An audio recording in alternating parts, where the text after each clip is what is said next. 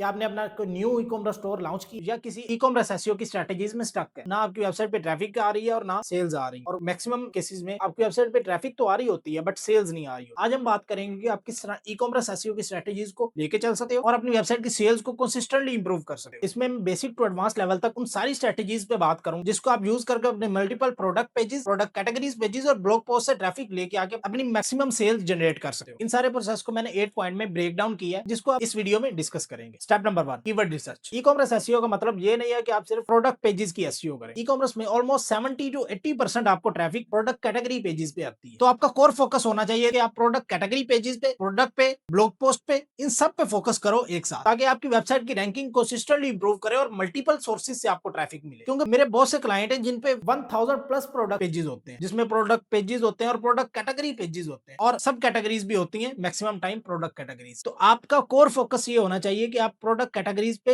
ज्यादा फोकस करो। E commerce SEO में 4 तरह के इंटेंट यूज होते हैं mainly. First, transactional intent, high buying intent keyword होते हैं, उनको आप अलाइन करके अपने प्रोडक्ट कैटेगरीज में और प्रोडक्ट पेजेस में इंक्लूड करके अपनी मैक्सिमम रैंकिंग को बूस्ट करते हो, जहां से आपको हाई ट्रैफिक आ सके। देन सेकंड होते हैं कमर्शियल कीवर्ड, जिन पे आप ब्लॉग पोस्ट राइट करते हो और वहां से आप ट्रैफिक लेके आते हो अपने प्रोडक्ट पेजेस पे और product category pages. Then third keyword है नेविगेशनल कीवर्ड, जिसमें आप कंपैरिजन पोस्ट राइट करते हो किसी अदर ब्रांड में और अपने ब्रांड में। आपका ब्रांड क्या डिफरेंट प्रोवाइड कर रहा है किसी आपके कंपेटिटर की निस्बत, तो आप अपने बेनिफिट और यूएसपीज बता के अपनी मैक्सिमम सेल्स जनरेट कर सकते हो। देन लास्ट इंटेंट होता है इन्फॉर्मेशनल इंटेंट, जिसमें आप ब्लॉग पोस्ट राइट करके अपनी इन्फॉर्मेशनल इंटेंट के कीवर्ड से अपने ट्रांजैक्शनल और कमर्शियल इंटेंट वाले प्रोडक्ट पेजेस और प्रोडक्ट कैटेगरी पेजेस पे ट्रैफिक लेके जाते हैं और मैक्सिमम सेल्स ग्रो करते हैं। अभी एक एग्जांपल लेते हैं कि आप सर्च करते हो नाइकी शूज, तो ये जेनेरिक कीवर्ड है, इस पे आपको मैक्सिमम प्रोडक्ट कैटेगरीज मिलेंगे। और अगर आप स्पेसिफिक कीवर्ड यूज करते हो Nike shoes price in New York, तो यहाँ पे आपका एक बाइंग इंटेंट कीवर्ड टारगेट हो रहा है और मैक्सिमम चांसेस है कि जो पर्सन आपकी प्राइस चेक करने आया वो उस प्रोडक्ट को बाय भी करेगा। तो जो भी टॉप 10 में वेबसाइट उसको नजर आएंगी वो उस वेबसाइट से बाय कर लेगा। तो इसमें आपके प्रोडक्ट कैटेगरीज पेजेस रैंक कर सकते हैं और नाइकी शूज जितने भी होंगे वो उसको शो होंगे, उसमें से वो सिलेक्ट कर सकते हैं अपने बजट वाइज क्या उसके लिए बेस्ट है। इसके अलावा डिफरेंट सिचुएशन वाइज अपनी कैटेगरीज और ब्लॉग पोस्ट राइट कर सकते हो। Nike shoes for main, Nike shoes for women, Nike shoes for running. इसके अलावा काफी आपको आइडियाज मिल जाएंगे, नाइकी शूज फॉर किड्स। तो ये सारी स्ट्रेटेजीज आप अपनी प्रोडक्ट कैटेगरीज पे और प्रोडक्ट पे फोकस कर सकते हो। देन सेकंड स्टेप है प्रोडक्ट कैटेगरीज। आपने अपनी प्रोडक्ट कैटेगरीज पे मेन फोकस करना है, क्योंकि ये आपकी मनी पेजेस जो भी आपकी प्रोडक्ट कैटेगरीज पे आएगा तो वो मल्टीपल प्रोडक्ट्स को देखेगा और मल्टीपल प्रोडक्ट्स भी वहां से बाय कर सकता है। इसमें आपने 600 to 1000 वर्ड्स का कंटेंट राइट करना है और आप maximum time e commerce SEO में यही होता है कि आप एक आउटलाइन क्रिएट करते हो और उसी को चेंज करके आप अपनी सारी प्रोडक्ट कैटेगरीज का कंटेंट राइट करते हो, बट उसमें आपका